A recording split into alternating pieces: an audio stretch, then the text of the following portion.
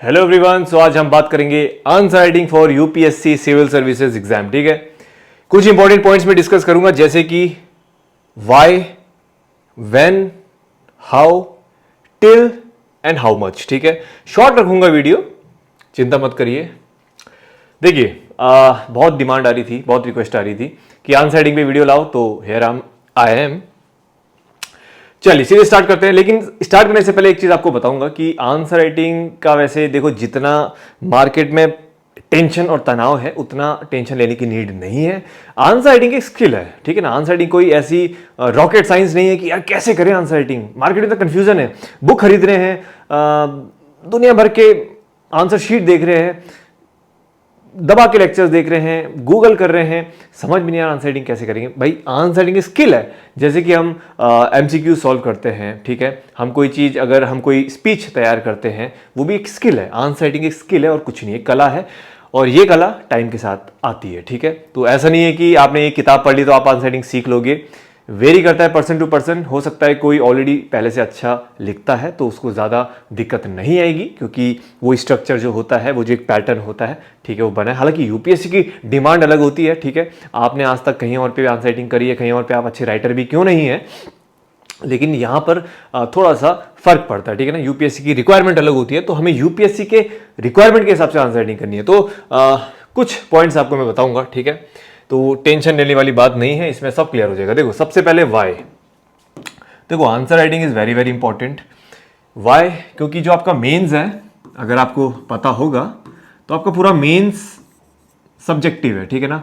पूरा मेंस आपका सब्जेक्टिव होता है। सब्जेक्टिव मतलब कि आपको लिखना होता है लगभग 1750 नंबर का, सॉरी 1750 का आपका मेंस होता है, जिसमें जीएस 1 to 4 एसए और 2 ऑप्शनल्स, ठीक है।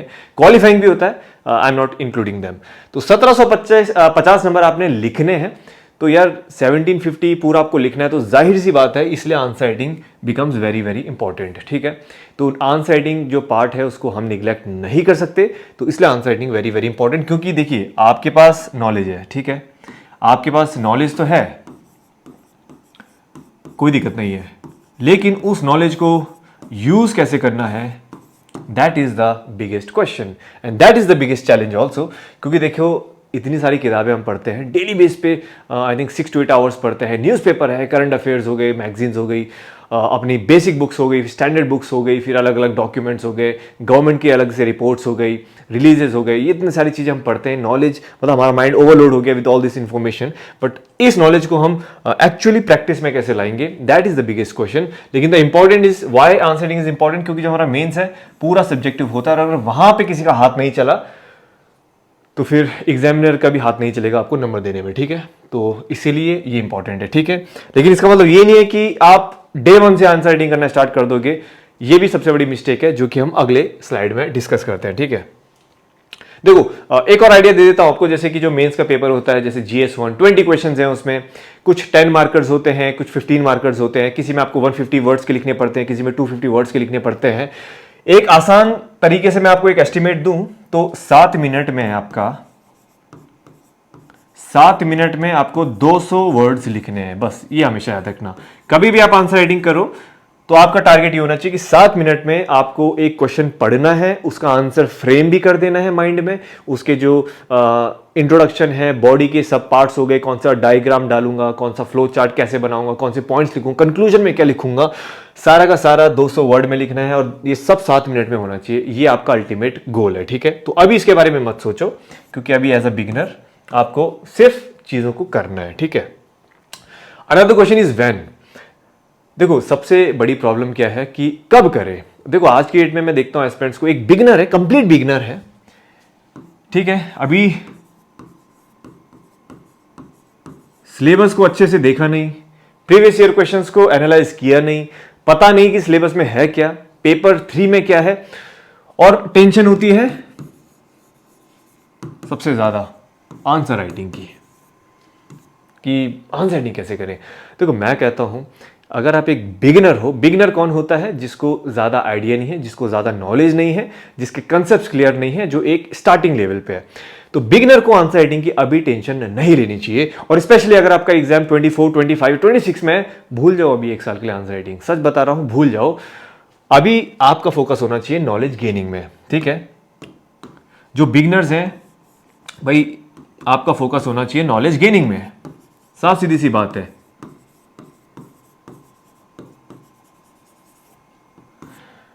यार अभी आप लोग नॉलेज गेन किया नहीं है, ठीक है। अगर मान लीजिए आप आंसर नहीं करने स्टार्ट करते हो, तो आप पॉलिटी का मान लीजिए फेडरलिज्म पे क्वेश्चन आ गया, और क्वेश्चन आ गया कि कंपेयर द फेडरलिज्म, इंडिया का जो फेडरलिज्म का जो कंसेप्ट है और जो यूएस का फेडरलिज्म का कंसेप्ट है, दोनों को कंपैरिजन करें और फायदे घाटे बताइए दोनों कंट्रीज के, ठीक है। तो अब क्या बताओगे, जब नॉलेज ही नहीं है तो किस चीज़ की आंसर राइटिंग करोगे। तो मैं कहता हूं जो बिगिनर है, बिगिनर को अवॉइड करना चाहिए आंसर राइटिंग। अभी पहले नॉलेज गेनिंग पे फोकस करो, पहले नॉलेज तो गेन कर लो, उसके बाद आंसर राइटिंग करना। अब दूसरी टेंशन ये होती है, बहुत से एस्पिरेंट क्या करते हैं, वो सोचते हैं कि 100% सिलेबस कंप्लीट कर देंगे फिर आंसर राइटिंग करेंगे। ये भी गलत अप्रोच होती है, ऐसे भी मत करिए। मैं कहता हूं बेसिक्स आपके कंप्लीट हो जाने चाहिए, कम से कम 3-4 महीने में जो बेसिक एनसीईआरटीज हैं, जब वो कंप्लीट हो जाए, आपका हर सब्जेक्ट में इंटरेस्ट आ जाए, उसके बाद आप आंसर राइटिंग करना स्टार्ट कर सकते हो, ठीक है। जैसे कि डेली बेस पे 1-2 क्वेश्चन कर लिए, कोई भी क्वेश्चन उठाए, बताऊंगा आगे कि रिसोर्सेज बताऊंगा कैसे आप क्वेश्चंस को ढूंढ सकते हो, कहां पे आप किन क्वेश्चंस के आंसर राइटिंग कर सकते हो, मैं आगे बताऊंगा रिसोर्सेज। बट कहने का मतलब as a beginner knowledge gaining पे फोकस करो, जब नॉलेज होगा आंसर राइटिंग भी आप कर लोगे, ठीक है ना। नॉलेज है, उसके बाद अपनी स्किल को ही तो डेवलप करना है। पहले से ही अगर आपको नॉलेज नहीं है, आप एक क्वेश्चन देखा, उसके बारे में सर्च करो, फिर आंसर राइटिंग कर रहे हो, that is not the correct, you know. चलिए नेक्स्ट क्वेश्चन की बात करते हैं, हाउ। अब करें कैसे, देखो मैं यही बोलता हूं, इसके 3 स्टेप बेसिकली मैं बोलूंगा। सबसे पहले है एनसीईआरटीज,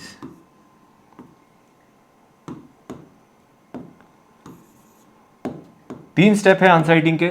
सबसे पहले है एनसीईआरटीज, ठीक है।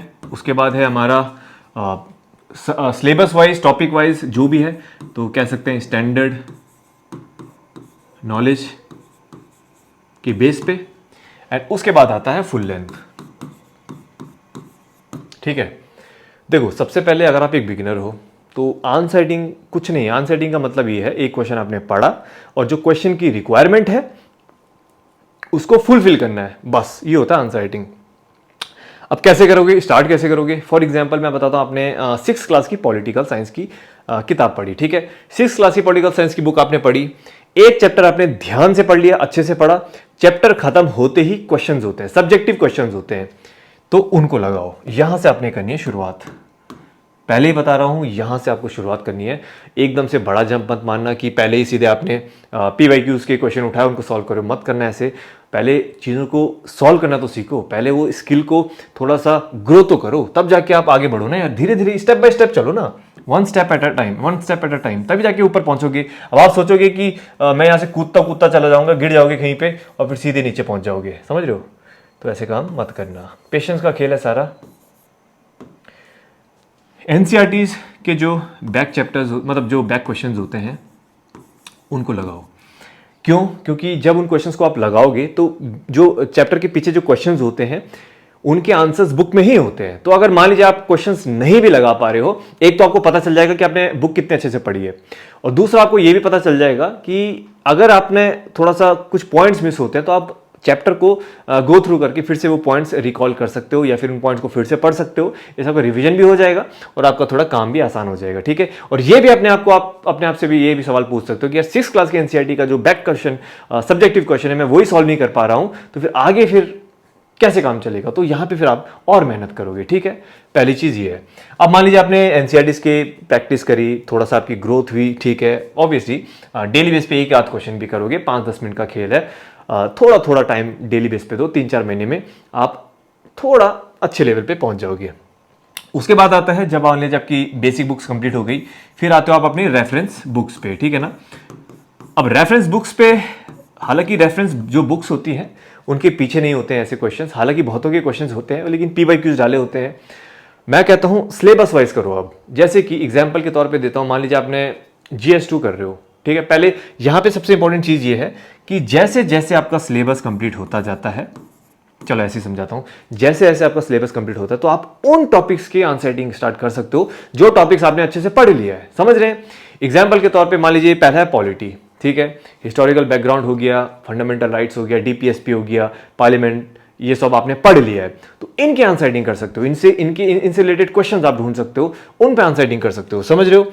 तो सेक्शनल आपने टेस्ट लगाने हैं, मतलब कि फिर आप लगाओगे सेक्शनल टेस्ट, क्योंकि फुल लेंथ मॉक लगा के कोई फायदा नहीं है जब तक कि आपका लगभग 70 या 80% सिलेबस पूरा हुआ हो, ठीक है। तो सेक्शनल भी लगाओगे तो उससे भी आपका काफ़ी इंप्रूवमेंट होगा। अब उसके 3-4 महीने के बाद मान लीजिए आपने 2-3 महीने एनसीईआरटी वाला लगाया, फिर उसके बाद 3-4 महीने आपने लगाए, तो भी आप अच्छा खासा दिसंबर तक कह सकता हूं, मतलब इस साल की मैं बात कर रहा हूं, कहीं ना कहीं आपकी अच्छी खासी प्रैक्टिस हो जाएगी। अब दो चीजें हैं, या तो आप डेली बेस पे लगाओ 2-2 क्वेश्चन आंसर्स, ठीक है, 2 बेस पे 2-2 क्वेश्चंस लगाइए, और दूसरा है कि जो आपका वीकली बेस पे आप तो लगा सकते हो कि ठीक है वीकली बेस पे मैं 10-10 क्वेश्चन लगा देता हूं और हर 15-15 दिन में एक फुल लेंथ मॉक लगाऊंगा, ऐसा भी कर सकते हो। अब दूसरा है कि जब आपका थर्ड फेज आएगा फुल लेंथ वाला, तो फुल लेंथ का सिंपल सी बात है, हफ्ते में एक लगाना है जिसमें कि टोटल 20 क्वेश्चंस होंगे, 20 क्वेश्चंस होंगे, दैट्स इट।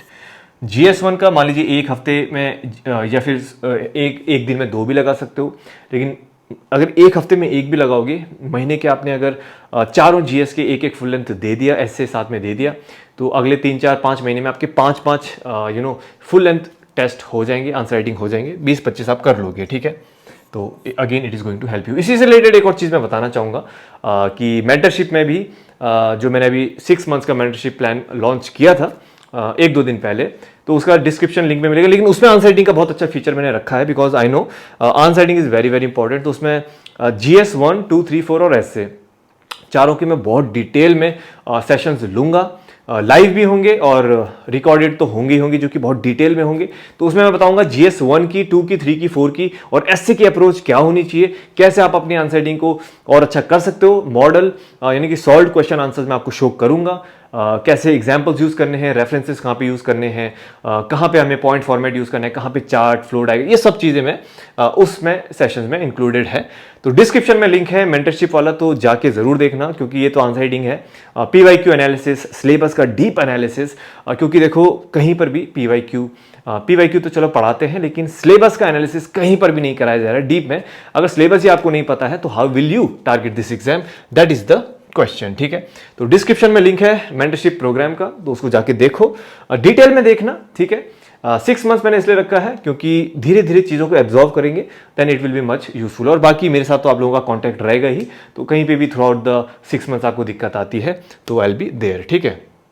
तो ये चीज़ है, ठीक है। चलिए, तो नेक्स्ट बात करते हैं टिल।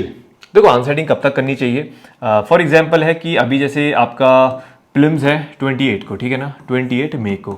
तो अगर आप अभी से 2023 को एग्जाम दे रहे हो, आपका अगर 2023 को एग्जाम है, तो मैं कहूँगा कि आई वुड से फेब या मार्च तक सफिशिएंट है। फेब तो फिर भी जल्दी हो जाएगा, मार्च तक सफिशिएंट है, क्योंकि उसके बाद आपको स्टॉप करनी होगी अप्रैल मई में, सिर्फ प्रीलिम्स फोकस करना है, वहाँ पे कोई आंसर राइटिंग नहीं करनी है। और उसके बाद जाहिर सी बात है प्रीलिम्स और मेंस के बीच का जो गैप होता है, यहाँ पे तो आपने आंसर राइटिंग ही करनी है, डेली आंसर राइटिंग करनी है। कभी कभी हो सकता है 2-2 पेपर लगाने पड़े, तो ये अच्छा खासा टाइम होता है आपके पास 70-80 दिन का, तो ऐसा कोई दिक्कत वाली बात नहीं कि टाइम नहीं मिलेगा, ठीक है।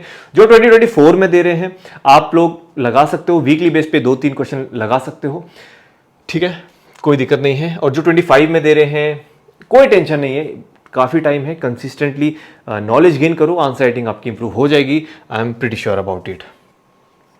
लेकिन उससे भी पहले एक चीज़ थी कि कहाँ से लगाए, ठीक है। मैं आपको बताता हूँ कैसे आप लगा सकते हो। मैं अच्छे रिसोर्सेज आपको रिकमेंड करूँगा, अरे ठीक है, पहले मैं आपको कुछ रिसोर्सेज रिकमेंड करता हूँ। देखो जैसे कि देखो आप आंसर राइटिंग कहाँ से कर सकते हो। सबसे पहला है कि स्टार्ट करना है आपने NCERTs के बैक क्वेश्चन से, वेरी वेरी इंपॉर्टेंट। उसके बाद आप जाहिर सी बात है जो बुक्स होती है हमारी स्टैंडर्ड या रेफरेंस बुक्स, उनके पीछे भी क्वेश्चंस होते हैं, तो वहाँ से भी टॉपिक वाइज सब्जेक्ट वाइज लगा सकते हो, ठीक है। बट दिस इज़ टेम्पररी, क्योंकि सबके पास अवेलेबल नहीं होगा, ठीक है। उसके बाद दो बहुत ही अच्छी मैगजीन्स आती हैं, लेकिन मैं कहूँगा कि मैगजीन से पहले एक इंपॉर्टेंट डॉक्यूमेंट होता है, that is previous year question mains solved book. Mains की अलग से बुक आती है जिसमें कि जीएस 1, 2, 3, 4 के जितने भी पिछले 15 या 18 साल के जो सॉल्व्ड क्वेश्चंस आंसर्स हैं जो आए थे मेंस में, तो उनका मॉडल आंसर रहता है। तो इससे तो एक तो ये पता चल जाएगा आपको कि किस तरीके के मेंस में क्वेश्चन आते हैं, और साथ ही साथ कैसे उन आंसर को टैकल करना है। किसी भी रेप्यूटेड कोचिंग के आप ले सकते हो, ठीक है। तो आप इसको जरूर पढ़ना, ये आपके टेबल पे होनी चाहिए। देखो 2-4 चीज़ें हैं, सिलेबस हो गया आपका, प्रीवियस ईयर क्वेश्चंस हो गए, एंड प्रीलिम्स और मेंस, ये टेबल पे हमेशा रहना चाहिए। उसके बाद 2 डॉक्यूमेंट बताता हूँ कि मान लीजिए ये सब भी आपने कर लिया, फिर भी आप कहते हो मुझे और चाहिए और करंट रिलेटेड और अच्छी मैगजीन्स का नाम बताइए। तो 2 हैं जो कि मैंने देखा है। एक तो होता है मेंस 365, ये विजन की आती है। इसमें क्या है, जो भी साल भर का इंपॉर्टेंट करंट इशू रिलेटेड हो गया, स्टैटिक रिलेटेड हो गया, तो जो थोड़े से इंपॉर्टेंट टॉपिक्स होते हैं उनके क्वेश्चंस होते हैं, उनके सॉल्व आंसर्स भी होते हैं, तो इससे भी आप प्रैक्टिस कर सकते हो। देखो हमेशा आंसर राइटिंग देखो 2 चीज़ होती है। अगर आप खुद प्रिपरेशन कर रहे हो, सेल्फ प्रिपरेशन कर रहे हो, तो आप उन चीज़ों की आंसर राइटिंग करिए जिनके आपके मॉडल आंसर्स हैं, क्योंकि अगर आप खुद से लिखोगे चेक किसे करवाओगे। अगर बाकी आप किसी मेंटर के अंडर हो या किसी की गाइडेंस में हो तब कर सकते हो, फिर आप अपने आंसर्स उनसे चेक करवा सकते हो, ठीक है। चलिए, मेरे उसमें भी है, जो मेरा 2023 का बैच है, तो उसमें वही है कि जो क्वेश्चन आंसर्स मॉडल हम देते हैं, बाकी जो बच्चा मुझे पर्सनली भेजता है तो मैं उनकी भी चेक करता हूँ। और दूसरा होता है सिक्योर सिनॉप्सिस। ये आता है आपका इनसाइट का, ये भी बहुत अच्छी मैगजीन है, मतलब आप क्वेश्चन आंसर इसमें सॉल्व कर सकते हो, मेंस स्पेसिफिक। तो ये तो अच्छे डॉक्यूमेंट है, you can go through them. उसके बाद आता है हाउ मच, कितना करना है। देखो एक चीज मैं बोलूंगा कि आंसर राइटिंग जो है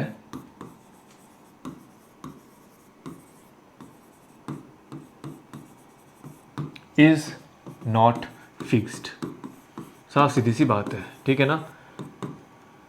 जो आंसर राइटिंग है डिफर करती है person to person, as simple as that. तो कभी भी अपने आप को कंपेयर मत करना आजू बाजू वाले के साथ कि यार वो तो अभी से आंसर राइटिंग स्टार्ट कर दी और मैं अभी सिलेबस भी कंप्लीट नहीं हुआ। मैं एक चीज़ बताता हूँ, यूपीएससी है, सबके अपने अपनी पॉजिटिव नेगेटिव्स होते हैं। हो सकता है कोई प्रीलिम्स के बाद आंसर राइटिंग स्टार्ट करे और उसका मेंस निकल जाए, रियलिटी है और निकला भी है। कोई ऐसा भी हो सकता है जो 3 साल से आंसर राइटिंग की प्रैक्टिस कर रहा है, उसका मेंस ना निकले, ये भी रियलिटी है। कहने का मतलब ये है, no need to get demotivated. कोई अगर 1 साल से 2 साल से कर रहा है तो डिमोटिवेट होने की जरूरत नहीं है, ठीक है। अगर आपने अभी जस्ट स्टार्ट भी किया है तो नो नीड टू वरी, आपको अपनी स्ट्रेंथ पता है। अगर आपको लगता है कि आप बहुत वीक हो, आप आंसर फ्रेम नहीं कर पा रहे हो, तब आप थोड़ा जल्दी कर सकते हो। अगर आपको लगता है यार कि I used to write well, मैं थोड़ा सा मैंने गो थ्रू करा है क्वेश्चन आंसर्स को, I am pretty good at that, तो I can complete it, then you can start late. कोई फर्क मतलब देखो, आप 10 फुल लेंथ मॉक लगाओ, मतलब आंसर राइटिंग के टेस्ट लगाइए, 15 लगाइए, 20 लगाइए, 25 लगाइए, आपकी चॉइस है, बट लगाइए जरूर, मैं इतना कहूंगा, ठीक है। तो बस यही है, तो दैट्स इट। शॉर्ट सेशन रखना चाहता था, फिर भी बड़ा हो गया है, ठीक है। चलिए, सो बस ये आंसर राइटिंग के रिलेटेड। और अगेन मैं फिर से रिपीट करूंगा गाइस कि जो मेंटरशिप का प्लान है, अभी भी बहुत से एस्पिरेंट्स को डाउट आ रहा है कि इसमें सिर्फ गाइडेंस है। देखो guidance is a different thing, लेकिन एक एग्जाम को डिटेल में डिकोड करना is a different thing. The whole point is, मेरा मेंटरशिप का ये पॉइंट है कि वो मेंटरशिप लेने के बाद किसी भी एस्पिरेंट को कोचिंग या दोबारा कोई बैच या ऐसा कुछ ज्वाइन करने की जरूरत ना पड़े, ठीक है ना। जो अफोर्ड नहीं कर सकते बड़े बड़े कोचिंग, उनके वो मेंटरशिप प्लान है। और सिर्फ मेंटरशिप में सिर्फ गाइडेंस ही नहीं है, क्वेश्चन आंसर सेशन है, स्लेब और जो एनसीईआरटी के में क्वेश्चन आंसर हैं, थोड़ा बहुत रेगुलर कांटेक्ट रहेगा। आप अपनी पढ़ाई करते रहेंगे 6 महीने तक, I will be there, you know, WhatsApp support रहेगा, एंड कहीं पे भी दिक्कत आती है तो आई विल बी देयर। कभी बात करने की नीड आई तो आई विल बी देयर, ठीक है। तो ऐसा सच आपकी 6 महीने में कोई भी दिक्कत आएगी तो आई विल बी देयर, और कोई दिक्कत नहीं, उसके आगे भी हम सपोर्ट करेंगे। सो बहुत सारी चीज़ें हैं, तो जरा सोच समझ के चीज़ों को देखना। And that's it, and thank you so much, and मिलते हैं अगले सेशन के लिए। All the very best.